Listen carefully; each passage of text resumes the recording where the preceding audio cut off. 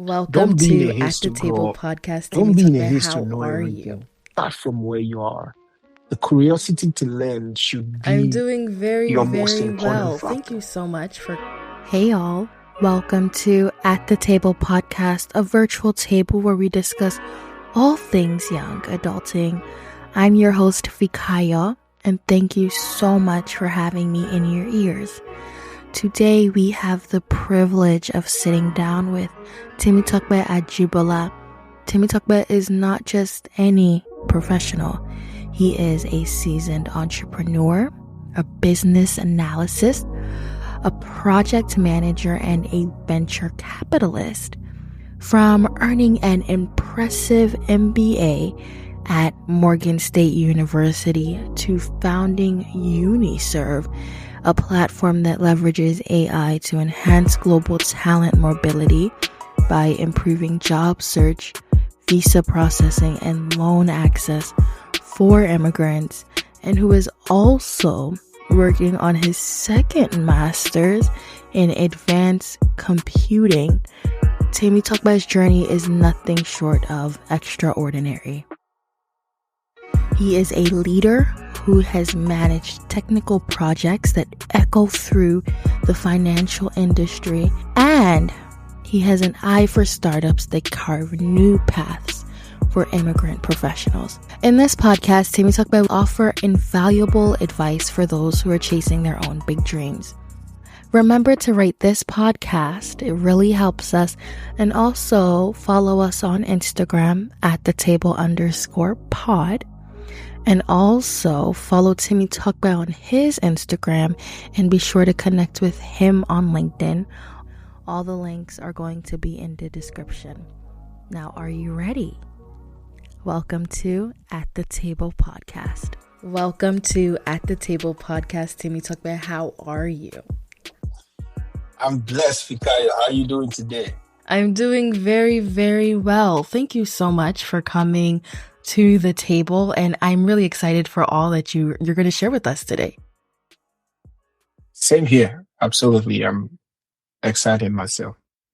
So in this podcast, I really want to hear your story. I really want to hear about your background, your life, your education, and the lessons that you've learned that have made you who you are.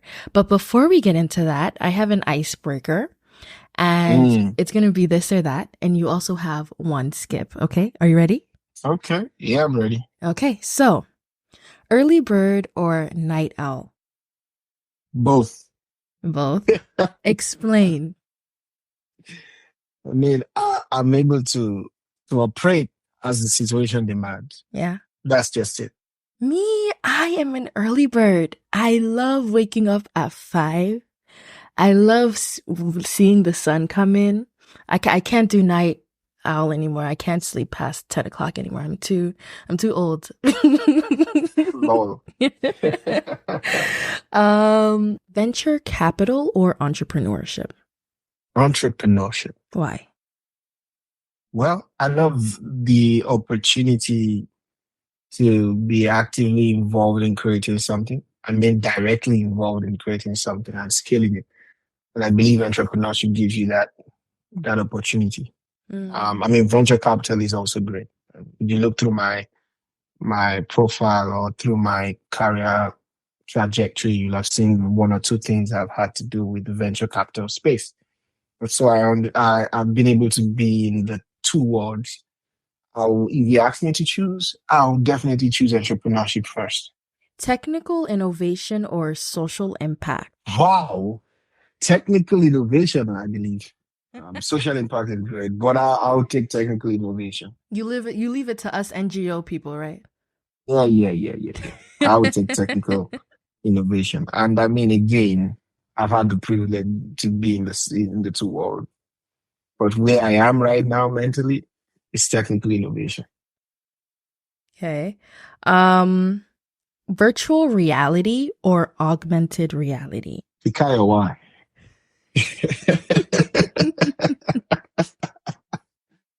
I think it's going to be augmented reality. Virtual reality is great, but I like the the other aspect that augmented reality brings. Huh. So that's why I would do augmented reality. Okay. Hackathons or think tanks? Think tanks. Yeah. And you've conducted hackathons. So like, wow. Yes. hmm Why? So think tanks, for example, you know, doesn't have to culminate in you being able to create product, Mm-hmm. or create something like that is technical, like a hackathon. You know, the think tank, it doesn't confine you to that technical space, in my opinion. That's why I'll prefer the think tank. Next question. Team management or solo projects? No, no. I believe both are good. I think if I have a phenomenal team, management is good. Yeah. But you have a phenomenal team, management is good. You are going to do. Really? Me, I'm a solo project kind of person. But I Understand need it. to get out of it. I have to. Because Mhm. what is that quote you were telling me earlier? Do you remember? Yeah. That if you travel alone, you travel faster. If Mm-hmm. you travel together, you travel farther. Mm-hmm. Mm-hmm. So you get the opportunity to choose. What will you choose? Would you choose between speed and um, distance? You have the opportunity to cover more distance, or you have the opportunity to move faster. And in the long run, you end up not covering much distance because of um, the limitation that individuality Right. brings. Yeah. Yeah. But again, there are nuances to these things. Yeah. That's why I said a great team. There are certain things that you're better off starting and finishing alone. I completely agree. Next question. Continuous learning or expert mastery? I'll take the former because the former leads to the later. Yeah. Mm-hmm. I'll continuously Same. Last question. Physical office or remote work? remote work. Remote work. Wow. Why? Well, I like being able to interact with my space directly from waking up. I like an environment where I don't need to stress about the issues that come with city life. I can absolutely not do remote work because I know Fikayo. And before I know it, I will be doing something else entirely than what I'm supposed to be doing. So I have to be in the office. I need the physical interaction because I just won't give it to myself. So I need an environment that's going to provide that for me. Yes, Yeah. absolutely. Yeah, well, that is it. I hope the ice has been broken. You're feeling very comfortable. I hope so too, Tukaya. I do hope so. Are you ready for your interview? Yes, I am. Yes, I Okay. am. So, Tukbe, I cannot do your story justice. I cannot do who you are, your experience, your intellect. I can't do any of it justice. So my first question for you is, what is your story and what has made you the person that you are today? I believe my story is one of the help of God Hmm. and resilience at the same time, and then the support of your loved ones, as well as the blessings that God gives, the blessing of vision, the blessing of the love in your heart for God Himself. I believe these are things that characterizes my story. I am the firstborn in a family of four, Nigerian, and the responsibility on firstborn children in Nigeria is such that right from a tender age you begin to take up major responsibilities around leadership, even in the home. Yeah. And I have phenomenal parents. My dad is late right now, but one of the things they gave us was opportunities to become.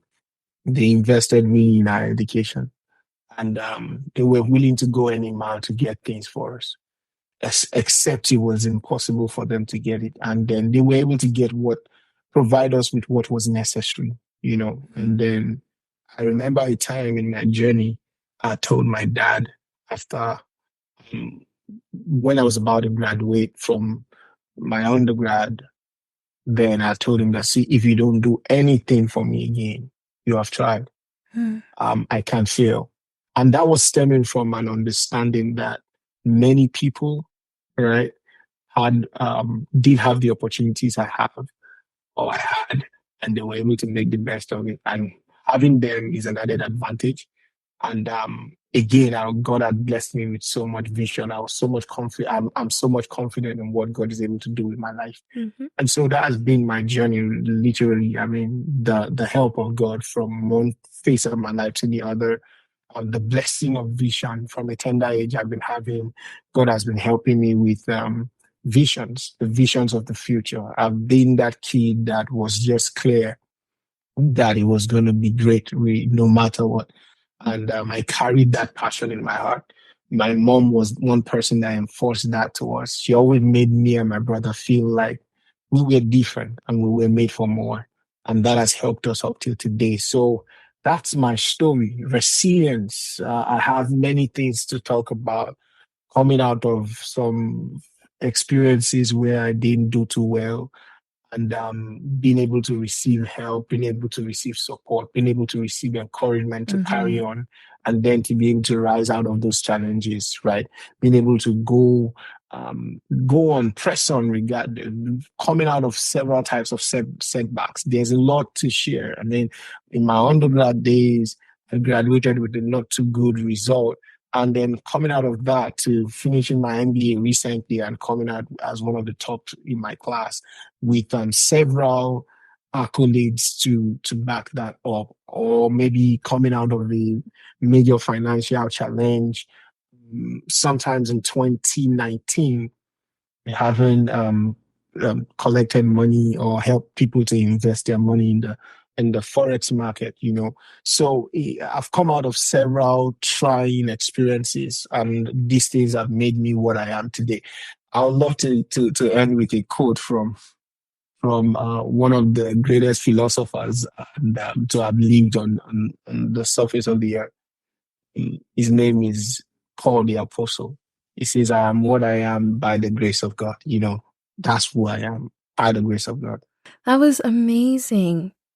And I love that you mentioned how you were able to get there by the strength and the encouragement of other people as well, because it is really important. Like literally, Mm-hmm. as we said earlier, if you want to get further, you need to do it with other people.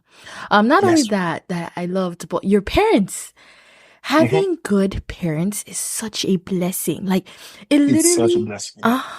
it literally like sets the trajectory of your life, and Mm-hmm. it Yes. catapults you to different heights and levels that are unimaginable just by having the support of those people in your life.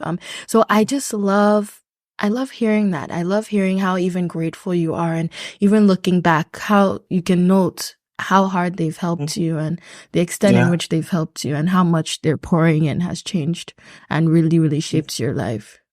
Thank you. Thank you so much. Thank you. You didn't talk about your educational experience.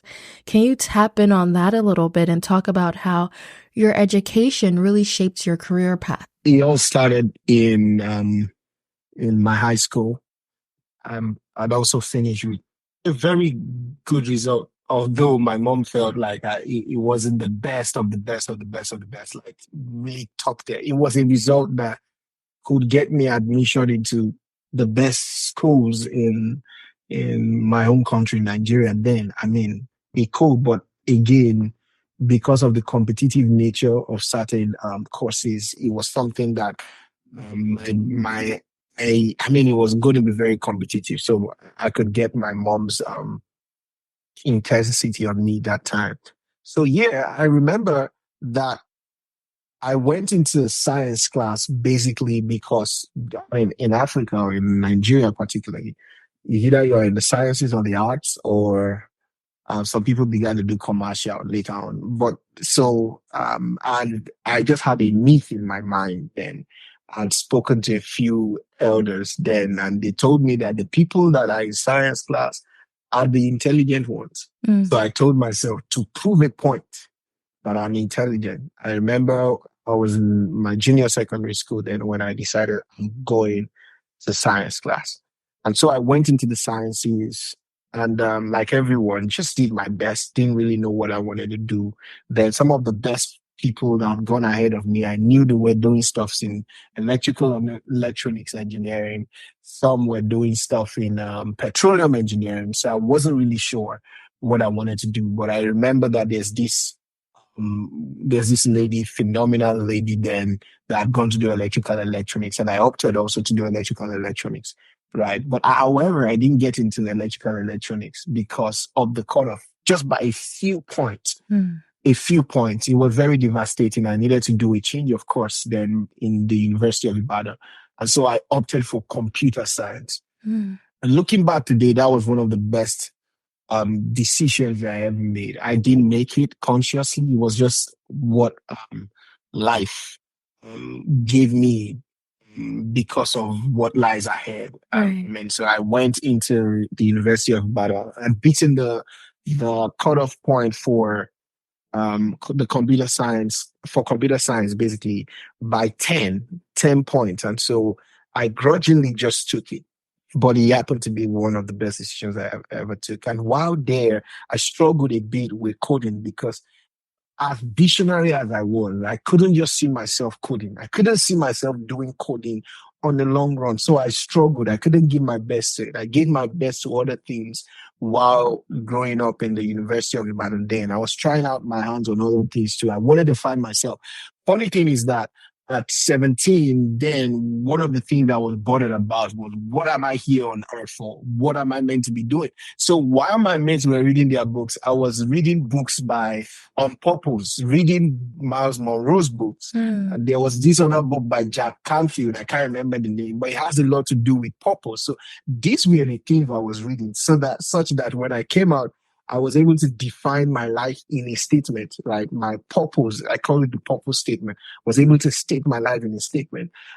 So those were the things that bothered me, and so I was trying my hands on many things, right? My devotion to God, I was growing with that.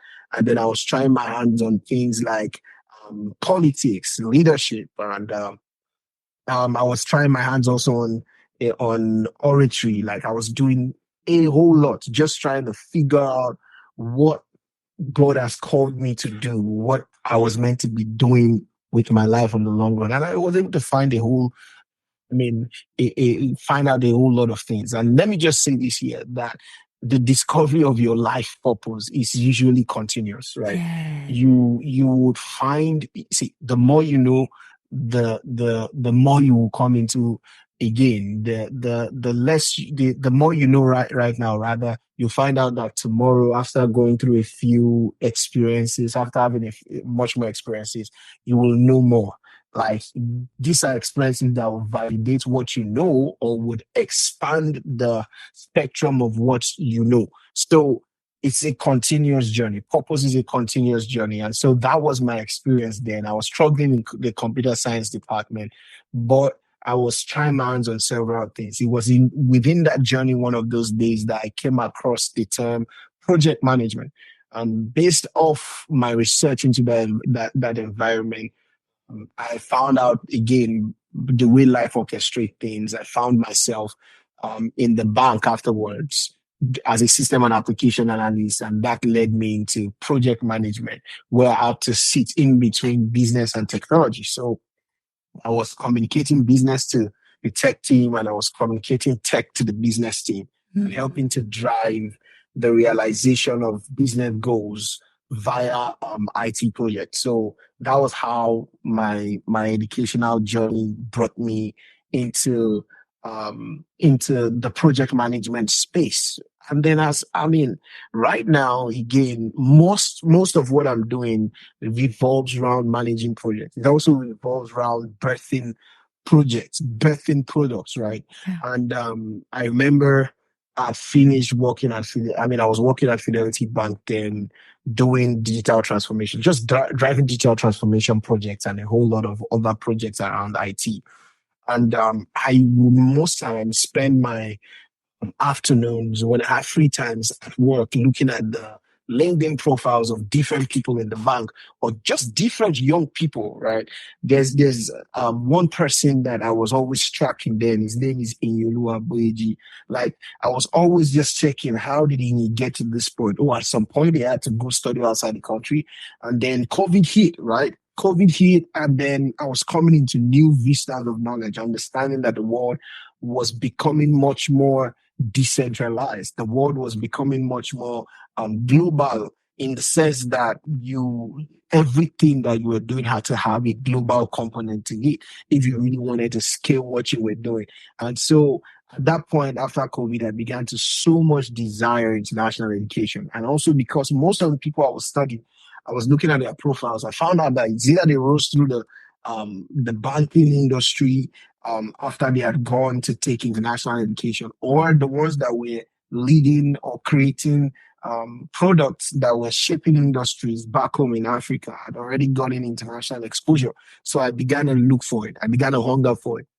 And that's what brought me to Morgan State University, actually.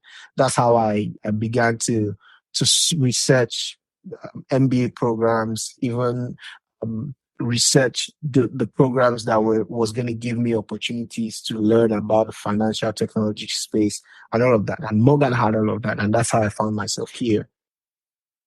That was very, very good. And you touched on so many different things. I'm not even sure which one to go into, but Which one? my biggest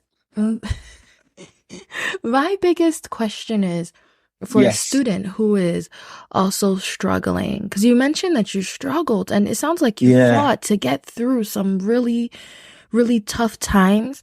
For a student Yes. who is struggling academically, personally, and maybe they just feel hopeless because maybe you felt that way. I know I have. Like, what advice would you give them? Let me just tweak your question a bit. If I were to advise my younger self who was struggling at that point, right, I'll tell my younger self to take it easy, to be patient. Don't be in a haste to grow up. Don't be in a haste to know everything. Start from where you are. The curiosity to learn should be your most important factor. And I'm trying to bust the myth that if it's yours, you might not struggle with it. It's not true. You might have to struggle with it a little bit. You might have to give it much more time and then learn it. Learning happens from being conscious about what is being taught, interacting with what is being taught, and knowing how it can be applied. And then I want to say this again that I've heard many people say, oh, so all this dy dx that they were telling us then, how does he apply? Now, the thing is, many things that we learn, you might not find the application immediately, but you find out that as you are building, as you are going through life, you are able to tap into some of all these things. Or I even found the my implicit teaching, like you teaching understand. you how to think, how to problem solve. So the fact it might not be that I might have to do the ydx on a life problem, but I might need those principles. And if you learn that enough, you can come to life and apply the same process. What do I have? What don't I have? And how can I get what I don't have? That's it. Are we together? Yeah. I mean, learning is phenomenal. I would have told myself, just calm down. Don't rush. Yeah. Just take it easy. Learn it. You don't understand what they are teaching you, sit down there. Ask. Be curious. You understand? Don't let them put you under pressure. Learn at your own pace. It was a time when I began to understand there's a way I learn. The way you said recently that you are an early morning person, I began to understand that sometimes my mind is not just open at that period. And whether I'm an early morning or a late person together, I have to leave the whatever I'm trying to study, leave it for a while and come back. Then the gates of my mind will be open. So it's just being able to take it easy with yourself. You're human. You make mistakes. You should understand that you must be willing to look stupid when it comes to something you don't know. See, it's one of the prices we need to pay. If I'm willing to learn something, I must be willing to be stupid. It's the proof of amateurism that you don't know it. The proof is that you'll be stupid when you first interact with the knowledge. You won't know how to figure things out. But as time goes on, mastery comes when you've paid that price of stupidity and then you are curious enough to learn. So that's how it happens. And that's where continuous learning comes from. And that's why we need to interact with knowledge. That's why we need to understand that it takes time. That's why we need to be patient with ourselves. That's what I'll tell my young self. If you're struggling, relax. Once you're able to know that, oh, this is the way the world works, even if you don't understand that, if you find out, like we normally said in Nigeria, this is what they gave me. If you find out that's what they give you in the school, take it. Being in that environment of learning is not a waste. There are many opportunities that happens to us by being in school. Yeah. One of the places I found myself was in the school environment. You understand, interacting with other scholars like myself. So being able to appreciate what you have and then treat it as golden, apply yourself to it. Knowledge is never a waste. It makes you what it's talking about. When you see a psychologist talking psychology to you and applying psychology in life matters, you'll be dazed, especially if you really learned it. That's the way life is. That's the way life is. So be grateful for where you are. Learn regardless. If you struggle with it, give yourself time. Give yourself time. That's my advice. Thank you, Temitope. That was great. That was really, really good. My Thank next you. question is, you have very interesting experiences as you have a very strong foundation in computer science and also business. How do you navigate the intersection of both technology and entrepreneurship in your project? That's one thing technology does to you. Being able to experience technology in its truest form, being able to see it being applied to make life better for other people, it just shapes the way you think. Yeah, it does. And I'm sorry to cut you off, but it's so interesting because I just love how when you do something, there's always implicit results that you may not directly realize, but that are there. And I have a background in technology as well. And I definitely now see the way that it completely shapes the way I think. And I've been coding in school for so long, since middle school, since I was around like 12, I've been coding and I thought it was so like stupid that I was learning it. But now I see that like the way that I think is programmed. Like it's literally like code and it's something that I took for granted, but now I love this skill. And in fact, I wanted to go deeper and I want to think like this more. So now I'm picking up more textbooks and reading and doing more code questions every day so that I'm able to strengthen that. But I really like that you said that. Yeah, it really does transform the way you think. Oh, sorry, so you can continue now. It does. And I mean, the amazing thing about this experience is that by the time you witness it firsthand, or maybe you are a part of the process, for example, you learn how to build a program or build a project, or you work with developers to create a website and see how other people are interacting with that website.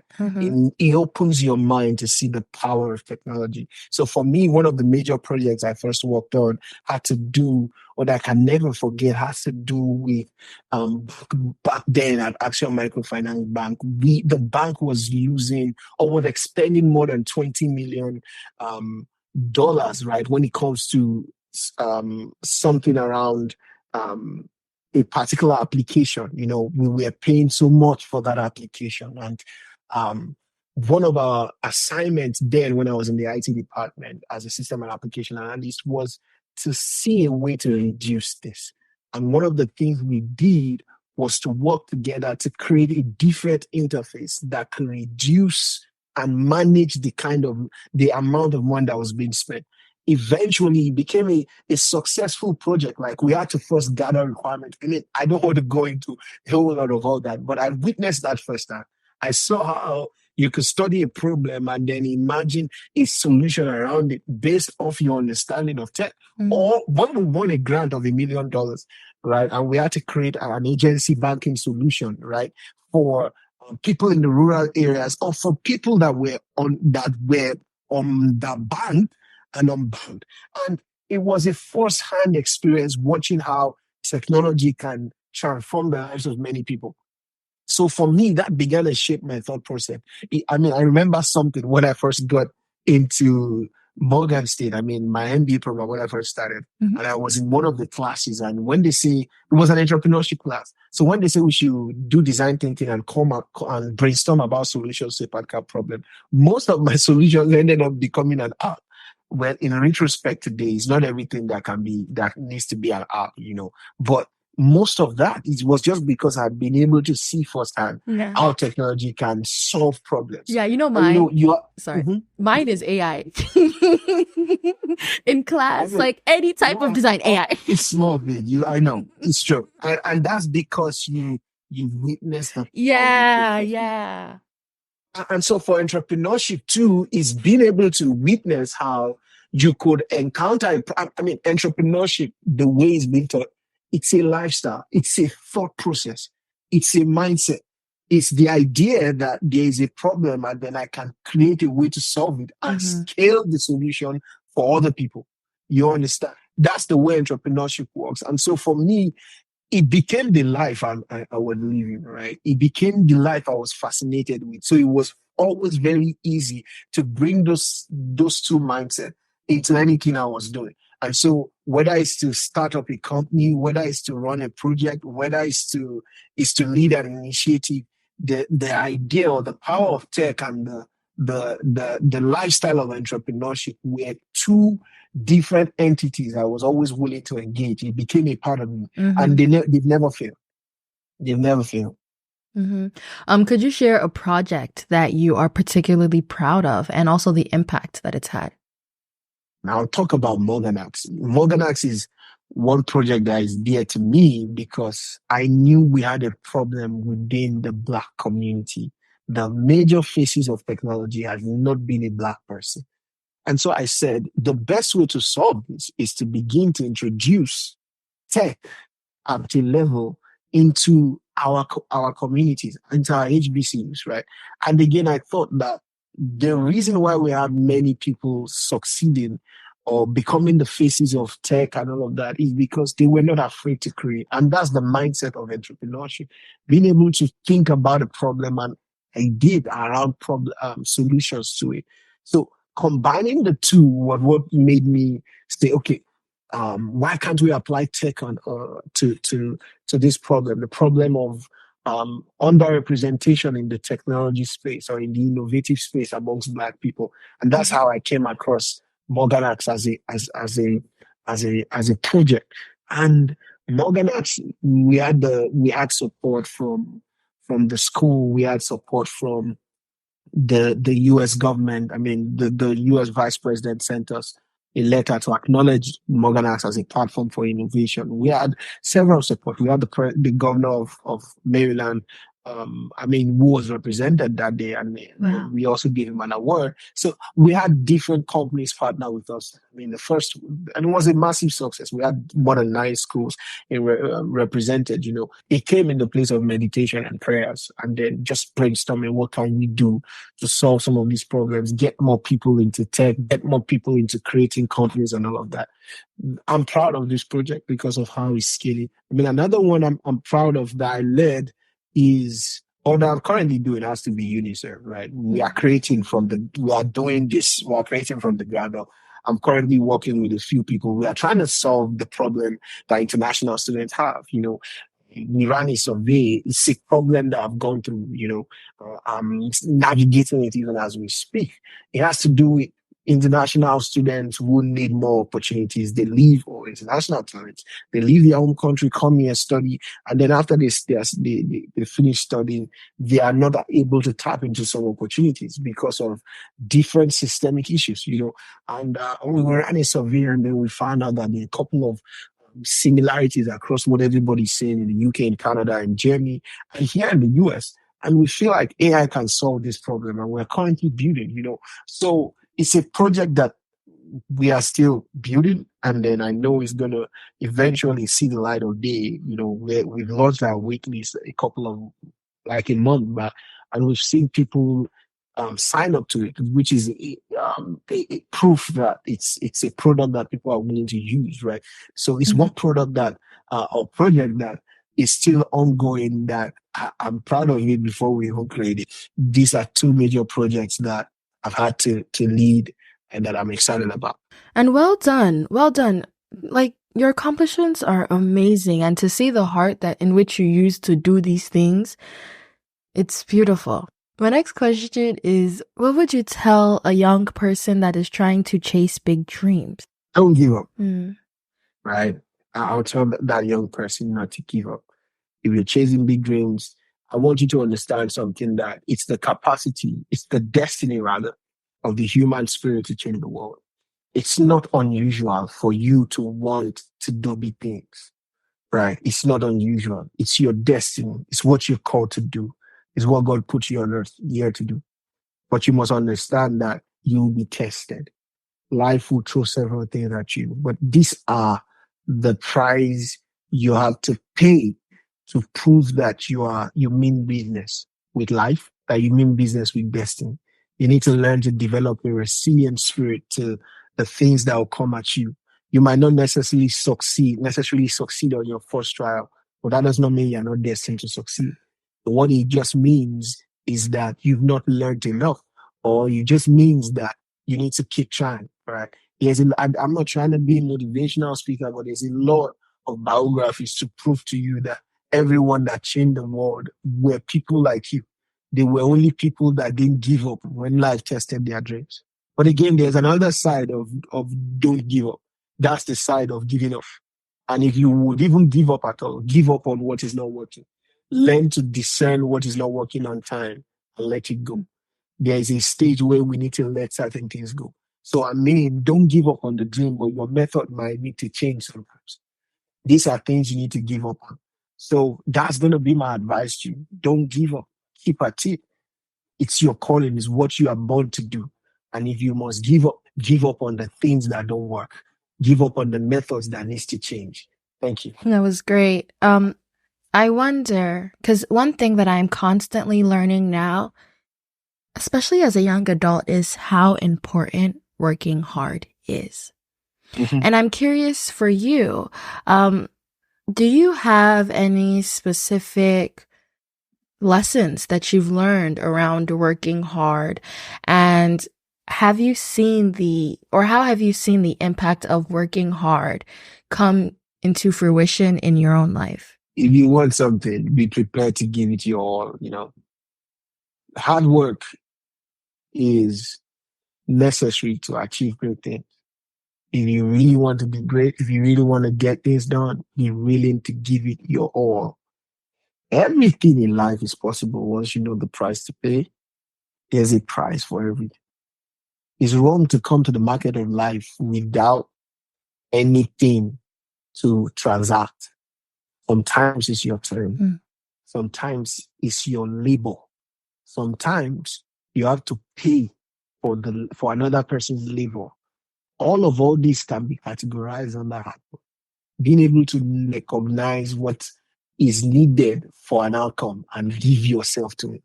That's it. And I see it in my life. Some of the things I've attained today by the grace of God, there has been the need to be hardworking. Nothing great has come easy, in quote. Is the ease that is there is the help of God, But apart from that, the help of God has even made us work harder. I believe I'm able to be the night owl and the early riser because there's help for me to stretch to the demands of the moment. And so hard work is necessary. Hard work. And I know some people say smart work at the same time. I mean, see, smart work is the same thing. If you are a hard worker, you give your best to whatever you're doing, you're always looking forward to improve, you would stumble into what we call smart work, or you will come into what people term smart work. But the idea of not doing anything to get anything is is theft, is witchcraft. Let me say it that way. Yeah. Yeah. Yeah, and You have to do something to get something, and that's it. I Yeah. completely agree. I think that has to be made clear. Like, how Mm-hmm. can you pull from a harvest if you haven't laid any seed, you know? Mm-hmm. And I think it's very important that we teach young people that it is important to lay seeds. When I listen to Mm-hmm. motivational speakers, and I often do listen to a lot of motivational speakers, I find that they are speaking from an older perspective. So people who are much, much, much older than we are and have like not maybe made the right choices. They speak from like that, but I couldn't really find too many people speaking to young people about the seeds that we have to lay Mm-hmm. or the work that it takes to lay successful seeds to yield wonderful crop. And that's one of the reasons why I made this podcast, because it is important to just understand that these seeds have to be made, that Mm-hmm. hard work is important. I work Uh-huh. so hard, but it's so that I don't have to work hard Uh-huh. tomorrow. And I see you Uh-huh. doing that and the other people that I bring on the podcast, and it's truly amazing. And that's why I also highlight these things in the podcast, because it's exemplary. Yeah, Yeah. exemplary. People should be seeing that. Well, people should see other people, especially young people, sowing seeds so that they can also be encouraged to sow seeds also before it's too late, you know? So thank you Uh-huh. for that. That was really good. And speaking of, well, sowing seeds, I know it's highly biblical. But I think that's Uh-huh. another thing that we should talk about, the importance of faith Mm. and God. And you constantly are talking about God. So please tell us, how has your relationship with God influenced your decision? And also, how important is faith on this life journey as well? It's not straightforward in course, right? At several points in times, you need to rely on a power greater than you. And in my own case, it's the power of God, the person of God. And for me, I'm able to tap into the power of God from the standpoint of a relationship with God. I'm able to build faith and engage faith for life based off a relationship with God and the continuous growing understanding of the character of God. You know, so as a young person in the journey of life, you'll be tested. You will go through a lot, especially when you're on a journey to greatness or when you're on a journey to fulfilling your life's purpose.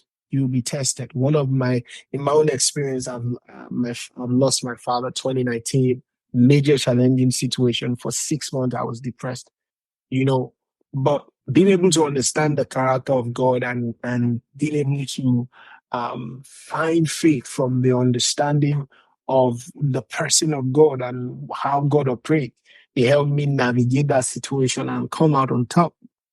You know, I found a new side of my call from that experience. You know, the faith to navigate the experience and still keep on being a blessing to the world stemmed out of my relationship with God and from that experience I've gone through. So again, I've had several other challenging times, right? Being able to come through it comes from the relationship with God. That what sponsors my faith. So there was a time, I'd alluded to this earlier while in this podcast, that I had lost, that we had invested money in the stock. In the forex market, I've lost people's money, and though it wasn't today, it doesn't really look much, but. Um, the only way I was able to navigate that was the faith of God, the understanding the person of God, and then the faith He put in my heart, as well as the support of people that gave me the wisdom that gave me wisdom, right, to know how to manage that. Because I heard of a younger person, I mean, in the University of Illinois, then who had also gotten put more people's money together to invest in several stuff, and he killed himself because it wasn't there. You know, the hopelessness that comes with trying situations. Sometimes you require faith to navigate. I wish this young man knew the character of God. I wish he knew what lay in his life, the possibility that lay in. I wish he knew that the story he had was so much marketable, that there were many people that were looking for, that would be looking for him to mentor them because of the experiences he's had. I wish he knew that that story was valuable, that navigating the experience and coming out on top was the ticket to his next level. If he knew that, and if he knew that God was able to make all things work together for good for him, you understand? Because he definitely would have been a person who would love God and who also was called according to God's purpose. If he knew that, he would have had the faith to keep on pressing. So for me, a relationship with God is the most important thing. When you get tired and you don't want to do it anymore, what gives you strength? It's a very, very important question. I mean, very, very good question. Where does strength comes from? I believe the strength is in your story. It's in your why. Why did you start in the first place? Why do you start? If you can always remember your why, regardless of what comes across you and you're giving up, you will find strength to continue. Know your why. Yeah. Sometimes your why is because God told you to do it. Sometimes your why is because you know if you don't do it, your parents might suffer. Sometimes your why is because you know some other people are suffering because a solution hasn't been created, or because a lot is just connected to your life. You can't afford to give up right now. So it's necessary to take breaks. Taking a break is necessary. I believe that's why the Bible is complete. That's why God captured it that he rested. But what did he rest from? He rested from a project and he continued his work afterwards. God is still doing something as we speak. He's doing a lot of stuff. But when he has to do with Project Earth, God rested on the seventh day. You understand? He rested. Rest must be captured into our experience. Some days when you are tired, it's maybe life telling you there's a need for you to take a step back and rest. Rest and reflect. Remember why you started. Eat well. You understand? Take some time to see life, to see nature. Elijah. Travel if you can. You understand? You remember? Travel You remember? That is my favorite Bible story. He was so tired. He ran south of, where did he go? I think it starts with the B. And then the angel of God came, and then he threw a tantrum. He was very upset. And then the angel of God came and said, come, you need to eat. And he gave him food. I always remember that whenever I reach burnout or I get tired, like, it's okay to rest. It's okay to take a breath. It's okay to feel overwhelmed. And even more, it's okay to express that to God because he understands. And in some versions of the Bible, when the wind came, they said some versions say that it was just but a kiss. Like, it was like God kissing him. Like, it's okay. You're fine. You're going to be all right. I don't know. You saying that, it brought all of that in me because I assume that whoever is listening is someone who is trying to chart a path for themselves, who is trying to get somewhere, and they may not even know where it is, but they know it's there, who may feel the special inside of them. And it's really important for me to make sure that we encourage them in this podcast, to make sure that they understand that no matter how overwhelmed you are, no matter how tired you are, no matter how exhausted you are, you can still keep going. You can still keep going. Maybe just rest. Maybe just eat. Maybe just sleep. But it's not over yet. Yeah. It's not. It's not. It really is not. Yeah. Well, thank you, Temitope. I'm sorry for cutting you off. No. There must come a time in the conversation where spirits align. Yeah, it literally erupted out of me. Yeah, where we must give space for other entities in this conversation to find expression. So I believe it's words that needed to be spoken, which might not be generally our own words. In this conversation, we've triggered certain people and they've entered our conversation. This is also why I have a podcast, because I believe in the spirit that's transferred through testimonies.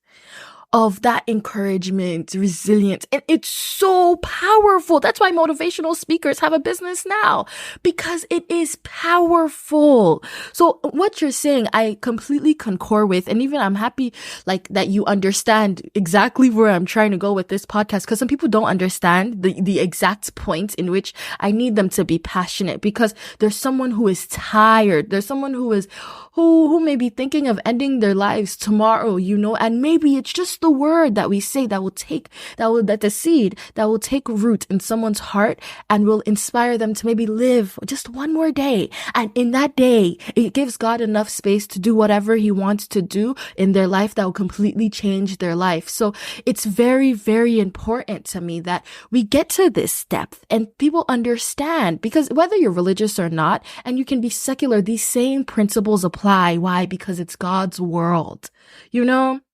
I just think it's important. Of course. It is. Yes. Absolutely.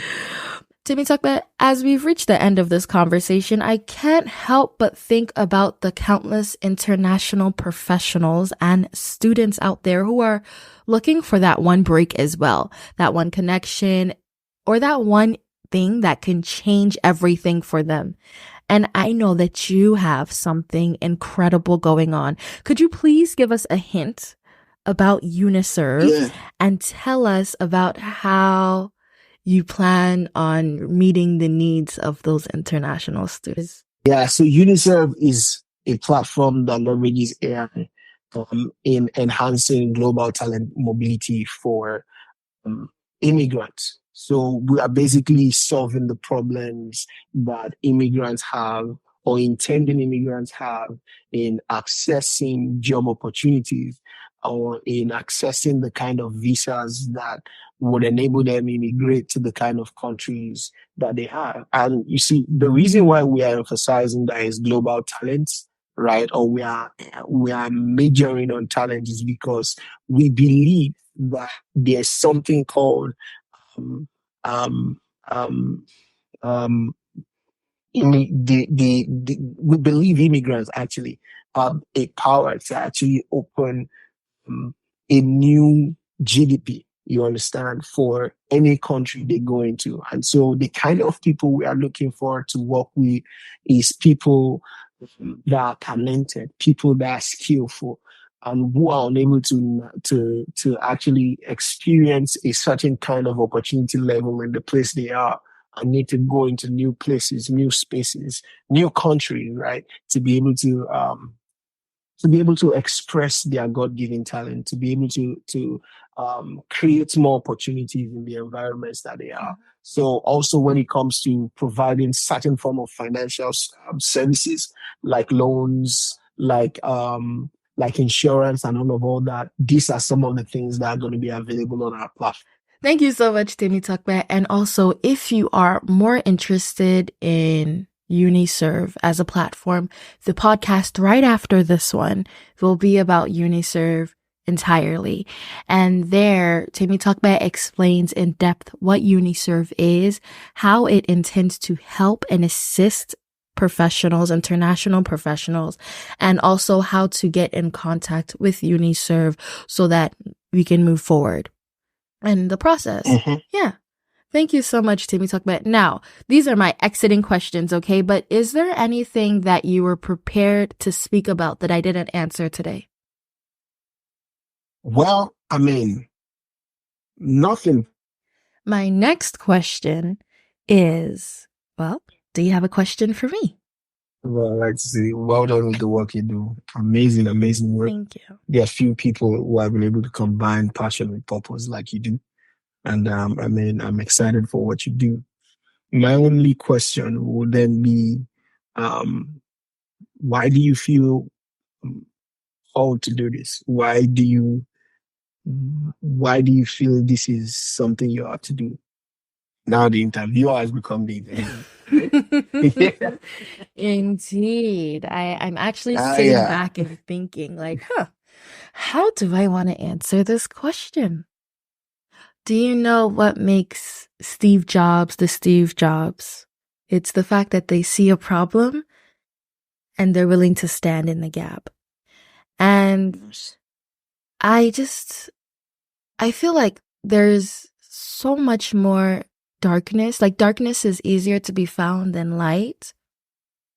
And I remember when I needed really good influences or I needed help getting up from a dark place, I couldn't find anyone that was providing light, that was providing hope.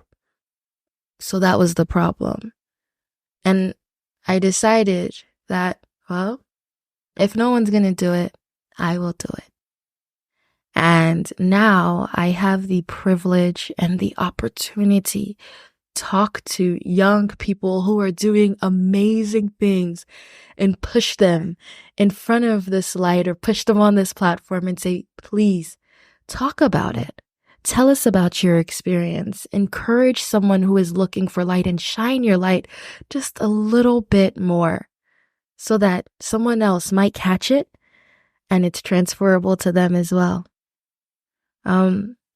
It's so important. It's so important. That's phenomenal. Thank you. And I mean, I trust God for grace and encouragement for you because this work is needed.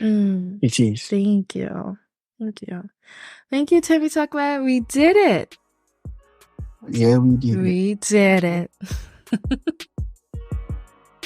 Thank you so much for listening to this podcast episode. I hope you enjoyed it because I enjoyed making it. Please be sure to look in the caption to find everything that Temitope is doing. I'm sure that if you reach out to Temitope, he will be ecstatic to reply to you and work with you. If you have any questions, let me know. And of course, please be sure to rate and comment. It really helps this podcast. The fun is not done yet. I have a plethora of other podcasts and amazing interviews and even solo interviews that are really great, really fun, and really informative. Please be sure to check out any one of those, and we'll be here every Friday. Thank you so much. Do not forget, laugh really loud, pray all the time, and shine brightly. Goodbye.